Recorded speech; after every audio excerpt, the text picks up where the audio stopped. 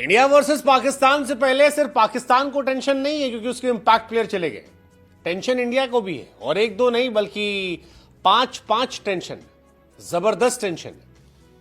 India versus Pakistan बड़ा important match है यार और इस मैच पर सभी की निगाहें। 23 फरवरी को यह मुकाबला होगा। यह मुकाबला पाकिस्तान के लिए डू और डाई होगा, इंडिया के लिए सेमीफाइनल का टिकट होगा। पाकिस्तान टीम पर ऑलरेडी बहुत प्रेशर है। हालांकि इंडिया ने भी फर्स्ट मैच जीता जरूर है, लेकिन एक टाइम पे जब केएल और शुभमन बैटिंग कर रहे थे तो लगा कि यह मैच फंस सकता है। और इंडियन टीम ऐसा नहीं कि बिल्कुल अनडिफिटेबल है, हराया जा सकता है इंडियन टीम को। अब पाकिस्तानी मैच जीतना आता है, इंडिया चाहती कंटिन्यू करे। दिस विल बी डू और डाई मैच, क्योंकि अगर पाकिस्तान ये मैच हारा, पाकिस्तान सीधे बाहर हो जाएगा।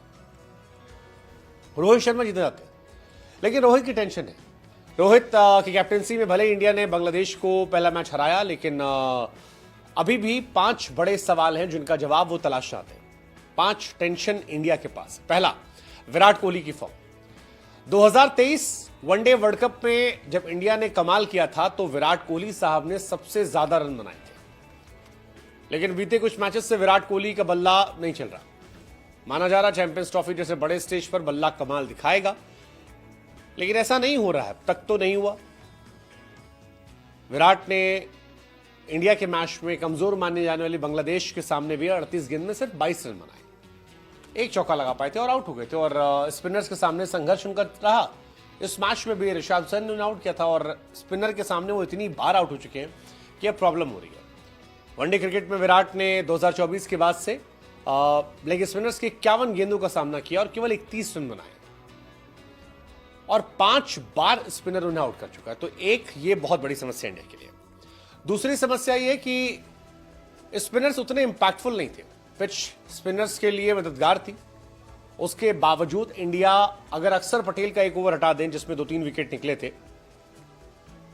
कैच मिस करे तो रोहित ने वरना तीसरा कैच होता, लेकिन उसके बाद स्पिनर्स बिल्कुल फ्लॉप थे। 27 ओवर गेंदबाजी करने के बाद स्पिनर्स को एक विकेट नहीं मिला।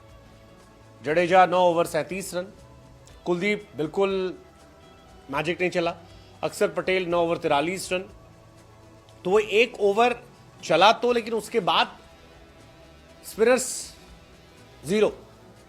और ये इंडिया को परेशान कर सकता है क्योंकि इंडिया फास्ट बॉलर नहीं लेगी ज्यादा, इंडिया ने स्पिनर्स पर ज्यादा भरोसा किया है। और अगर इंडिया एक प्लेयर कम खिलाती है तो फिर एक ऑलराउंडर ड्रॉप करना पड़ेगा, या तो कुलदीप को ड्रॉप करोगे आप, दोनों इंडिया के लिए रिस्की। तीसरा, रोहित शर्मा की बड़ी पारी का इंतजार। 2023 वनडे वर्ल्ड कप के फॉर्म को रोहित शर्मा ने झलक के तौर पर दिखाया था, लेकिन फिर एक फालतू शॉट खेला, आउट हो गए। 36 गेंद पे 41 बनाए थे रोहित ने, 7 चौके शामिल रहे, आउट हो गए। लेकिन वी एक्सपेक्टिंग कि यार रोहित शर्मा बड़ा खेले। 2023 वनडे वर्ल्ड कप से रोहित ने अब तक 18 पारी खेली है, 6 मौकों पर 40 से 50 रन के अंदर विकेट गंवाया है। और इंडिया फाइनल वर्ल्ड कप हारी थी 48 पे, रोहित आउट हुए थे, उसके बाद मिडिल ऑर्डर लड़खड़ा गया था। सो रोहित का प्रॉब्लम ये है कि रोहित स्टार्ट पा रहे हैं लेकिन उसको बहुत बड़े में कन्वर्ट नहीं कर पा रहे, और अगर फिर ये रिपीट होता तो इंडिया के लिए परेशानी का सबब बन जाएगा। तीसरा, इंडिया की बैटिंग धीमी है। 228 रन इंडिया के थे, हालांकि पिच अलग थी, लेकिन फिर भी वी वर एक्सपेक्टिंग कि 40 ओवर में हो जाएगा। शुरुआत भी ऐसी ही मिली थी, 10 ओवर में 70 रन लगभग थे, लेकिन इसके बाद बहुत स्लो हो गया। अय्यर स्लो हो गए, शुभमन स्लो हो गए, विराट स्लो थे। 30 ओवर 144 रन था।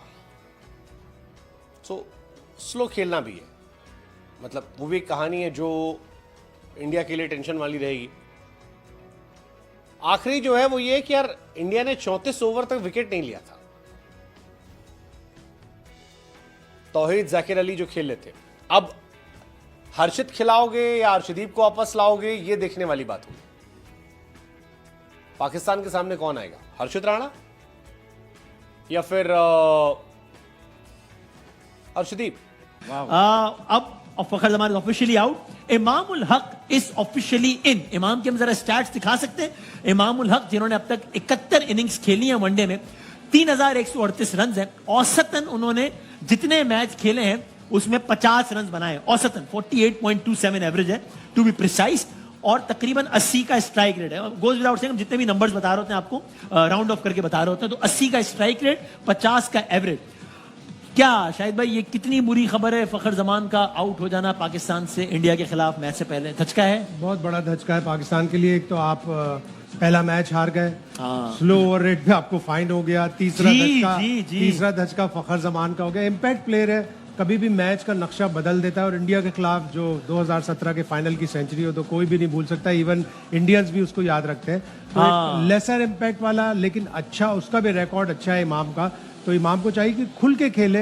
अब जाहिर है वापसी का कोई रास्ता नहीं है, तो अच्छा खेलेंगे तो इंडिया को हराएंगे। इसलिए कि आज इंडिया की टीम ने जाहिर किया कि वो भी वल्नरेबल है, वो भी हार सकते हैं।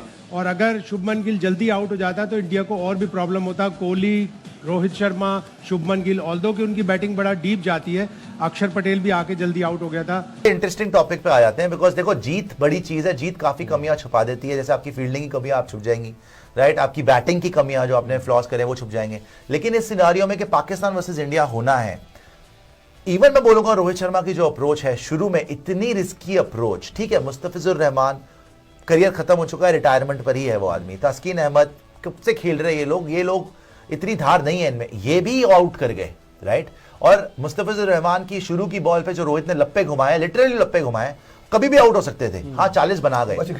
क्या शाहीन आफरीदी, नसीम शाह जिस तरीके से बॉलिंग कर रहे हैं, उनके अगेंस्ट यही स्ट्रैटेजी आपको काम आएगी ऐसी पिच के ऊपर जहां पे हमें पता है कि ये 300 वाला ट्रैक नहीं लग रहा? ठीक है, बीच में रन भी मारे, उन्होंने भी मारे, आपने भी मारे, लेकिन 47 ओवर में चेस करा ना जाके, जल्दी तो नहीं करा। तो शाहीन आफरीदी और नसीम शाह जब रोहित शर्मा को बॉल डालेंगे, और उनको पता है कि लेफ्ट हैंडर पे वो फंसते भी हैं, उन्होंने प्लानिंग भी करी थी उसके लिए, क्या उसके लिए ये स्ट्रैटेजी अच्छी रहेगी जो रोहित शर्मा तीसरी ही गेंद पे आधी पिच पे आ जाते हैं? बिकॉज भाई वो जब लग जाती है 3-4 शॉटें तो वो बना लेते हैं, लेकिन जब वो नहीं लगती ना तो सीधी खड़ी हो जाती है वो। And it is a very big match. इस पिच के ऊपर you need Rohit Sharma to fire. मैं फिर वही आपको याद दिलाऊंगा, रोहित शर्मा शुभमन गिल से बहुत आगे थे, 40 पे थे वो, उसके बाद कोई जरूरत नहीं थी उस शॉट की, वो आराम से अपना 100 कर सकते थे। भाई शुभमन ने भी तो गियर चेंज किया ना according to the situation. Shubman भी तेज खेल रहा था, शुरू में छक्के मारा था, उसे क्या छक्का मारा था रोहित से। रोहित ने आज छक्का नहीं मारा, उसने जो ऐसे छक्का मारा है लेग पे, वो बड़ा प्यारा छक्का था, काउ कॉर्नर की दिशा में, खतरनाक छक्का था। लेकिन उसके बाद जैसे जैसे पिच का विराट आए, विकेट गिरी, उसके बाद स्पिनर्स प्ले में आ गए, तो शुभमन आराम से सिंगल्स लेते रहे। रोहित वो चीज नहीं करना चाहते। रोहित ये कह रहे हैं कि जो भी कंडीशन हो मैं मारता ही रहूंगा, जो कि शायद आपको पाकिस्तान के अगेंस्ट भारी पड़ सकती है। स्पेशली शाहीन को भी छोड़ दो, नसीम बहुत अच्छी बॉलिंग कर रहा है। नसीम वाकई ही नई बॉल के साथ बहुत अच्छी बॉलिंग कर रहा है, बड़ी जान से बॉलिंग कर रहा है, चैनल में बॉलिंग कर रहा है, और वो पहले से बेटर बॉलर होके आया है इस टाइम पर। ठीक है, वो मैच हार गए होंगे, बट नसीम ने बुरी बॉल नहीं करी थी। शाहीन डेथ में जरूर पिट रहा है, लेकिन शुरू में वो भी डेंजरस है। ये दोनों डेंजरस है। और अगर मैं न्यूजीलैंड पे आ जाऊं, वो जो विल रूर्क जो कर रहा है, हेनरी ने आपको परेशान करा हुआ है पास्ट के अंदर, उनके पेसर्स और खतरनाक हैं। तो इस पूरे के पूरे टूर्नामेंट में जिस तरीके से आपके सारे मैचेस दुबई में हैं, इस पिच के ऊपर, आई थिंक रोहित शर्मा को रीथिंक करनी चाहिए स्ट्रैटेजी, कि इतना ज्यादा रिस्क लेना शुरू में कि आर या पार। भाई आपकी विकेट बहुत बड़ी विकेट है, आप आउट हो जाते हो। आज भी आपने देखा, आप आउट हुए, हालत खराब हो गई, लिटरली सिंगल आना मुश्किल बात है। और आपको शुरू में कैपिटलाइज करना आप जरूर करें, लेकिन अंधाधुन तरीके से नहीं भाई, अंधाधुन तरीके से नहीं, वो प्रॉब्लम है। देखिए स्माइल भाई, आपने बड़ा अच्छा मुद्दा छेड़ा है, शुक्रिया याकूब यहाँ पर। लेकिन जहां तक रोहित की बात है, आई थिंक चाहे हम अब कितनी भी बात कर लें, वो सामने चाहे शाहीन हो या सामने मैट हेनरी हो, व्हाटएवर एक्स वाई जेड जो भी बॉलर हो, वो अपनी अप्रोच वो चेंज नहीं करने वाले हैं। वो हम कब से देखते आ रहे हैं अप्रोच। नहीं, लेकिन अप्रोच मैं फिर वही बोलूंगा, एक सेकंड बस लूंगा। अप्रोच आप नहीं चेंज करने वाले हैं या करने वाले हैं, वो छोड़ दो, end of the day result देखा जाएगा। इतने बड़े मैच में इंडिया वर्सेस पाकिस्तान, देखो अगर आप ऑपोजिशन को रिस्पेक्ट नहीं करोगे, अगर आप कंडीशंस को रिस्पेक्ट नहीं करोगे, ये इंडिया की पिच नहीं है। सही बात है, ये इंडिया की पिच। शुरू में 2-3 बॉलें उन्होंने मिस करी है, बड़ी भयानक। आज जो शामी भाई को स्विंग मिला है शुरू में, जिस तरीके से उन्होंने आउट कराया, चाहे वो सौम्य सरकार था, साजन जो बन के आया हुआ था, संजय दत्त का साजन बन के आया हुआ था, वो गया है, या हर्षित राणा को पहले ओवर में संजय दत्त का साजन साजन नहीं, उनका मतलब फेवरेट, तो साजन का ही संजय दत्त, तो वो जो बन के आया हुआ था, तो वो जिस तरीके से आउट हुए हैं शुरू के अंदर वहां पे दोनों, और थोड़ी सी हल्की फुल्की मूवमेंट मिली है, उसको और एक्सप्लॉइट करेंगे शाहीन और नसीम, और उससे भी ज्यादा एक्सप्लॉइट करेंगे न्यूजीलैंड के फास्ट बॉलर्स। एक जमाना था जब पाकिस्तान टीम के पास सईद अनवर, इंजमाम उल हक, शाहिद अफरीदी, अब्दुल रजाक ऐसे तमाम प्लेयर थे जो अकेले अपने दम पर मैच पलट दिया करते थे। जबरदस्त, मतलब डोमिनेट किया करते थे।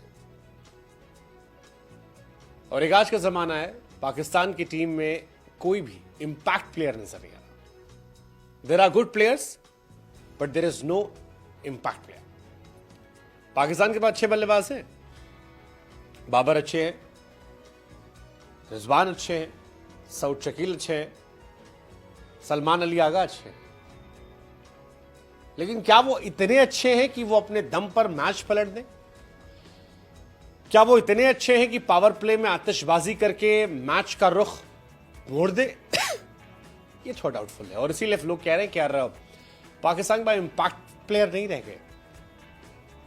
सैम अयूब था एक लड़का, फखर जमान थे, लेकिन वो दोनों अब टीम का हिस्सा नहीं है। और इसीलिए पाकिस्तान टीम के सिलेक्शन को लेकर बहुत सारे सवाल उठ रहे हैं कि क्या तैयारी थी। आपके सारे खिलाड़ी छोटे जिन पर आपने दांव लगाया था, आपके पास एक भी प्रॉपर ओपनर नहीं है। फिलहाल बाबर आजम ओपनिंग कर रहे हैं जो नॉन ओपनर है। आपके पास इमाम है जो 2023 से नहीं खेल। गेंदबाजी में भी देखो, शाहीन, नसीम, रऊफ वैसे परफॉर्म नहीं कर रहे जैसे उन्हें करना चाहिए। न्यूजीलैंड में तो फिलिप्स ने मार मार के धुआं बना रखा है, और स्पिनर्स तो है ही नहीं, इंपैक्ट स्पिनर भी नहीं है। एक जमाना था जब पाकिस्तान के पास बड़े स्पिनर हुआ करते थे। शक्लैन मुश्ताक थे, मुश्ताक अहमद थे, बाद में दानिश कनेरिया आए, सईद अजमल थे। आज पाकिस्तान के पास स्पिनर ही नहीं, इंपैक्ट वाले। और इसीलिए सवाल उठ रहा है कि बिना इंपैक्ट प्लेयर के क्या पाकिस्तान चैंपियंस ट्रॉफी जीत पाएगी? ये चैंपियंस ट्रॉफी पाकिस्तान में हो रही है 27 साल बाद, इतना बड़ा कोई इवेंट शायद हो रहा है। क्या पाकिस्तान इस बड़े इवेंट में छाप छोड़ पाएगा? क्योंकि पाकिस्तान अगर इंडिया के सामने हार गया तो फिर पाकिस्तान बाहर है चैंपियंस ट्रॉफी से। हालांकि पाकिस्तान की टीम की तरफ से बड़े बड़े स्टेटमेंट जरूर आ रहे हैं, कई बड़े स्टेटमेंट हैं। सर रिजवान ने कहा कि इंडिया का मैच जो है नॉर्मल मैच है, कोई हम जी लोड नहीं ले रहे, फर्क नहीं पड़ता जी कोई टीम हो। हारिस रऊफ भी कह रहे हैं कि जी नॉर्मल मैच है, कोई ऐसी बड़ी बात नहीं है, हम रिलैक्स कर रहे हैं। पाकिस्तान जो है वो इंडिया को एक नॉर्मल टीम के तौर पर ले रहा है, इसमें अलग क्या है? लेकिन बीते 10 दिन में पाकिस्तान 3 बार न्यूजीलैंड से हारी। 8 फरवरी को न्यूजीलैंड ने पाकिस्तान को पीटा था, 14 तारीख को फिर न्यूजीलैंड ने पाकिस्तान को पीटा, और 19 फरवरी को फिर न्यूजीलैंड ने पाकिस्तान को पीटा। पाकिस्तान फिलहाल माइनस के नेट रन रेट से इस टूर्नामेंट में है। इंडिया जो है वो आखिरी के 4 मैच जीत कर आई है। इंडिया की परेशानी है, बट इंडिया के पास प्लेयर हैं।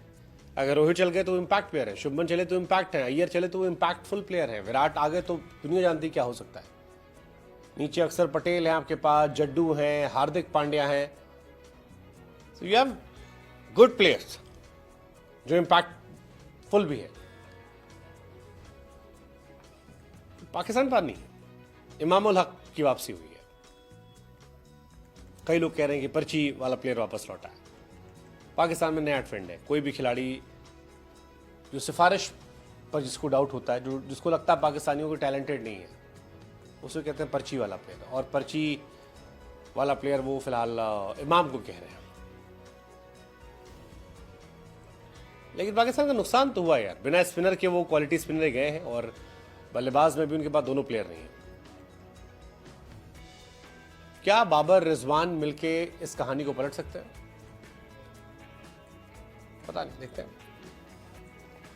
फखर जमान का जाना तो बहुत बड़ा ब्लो है, उतना ही जितना सैम अयूब का भी था। 2 तगड़े प्लेयर थे। बाबर जब से ओपन किया तो कुछ इंपैक्ट हुआ नहीं है। चले थे पिछले मैच में, लेकिन 90 गेंद पे 64 रन बनाए थे। 52 डॉट बॉल थी उनकी 300 प्लस चेस करने में। तो व्यूअर्स, उम्मीद करता हूँ आपको हमारी वीडियो बहुत अच्छी लगी होगी। वीडियो अच्छी लगी हो तो वीडियो को लाइक और चैनल को सब्सक्राइब ज़रूर कीजिएगा, और वीडियो को अपने दोस्तों से ज़रूर शेयर कीजिएगा। Thanks for watching. मिलते हैं नेक्स्ट वीडियो में बहुत जल्द।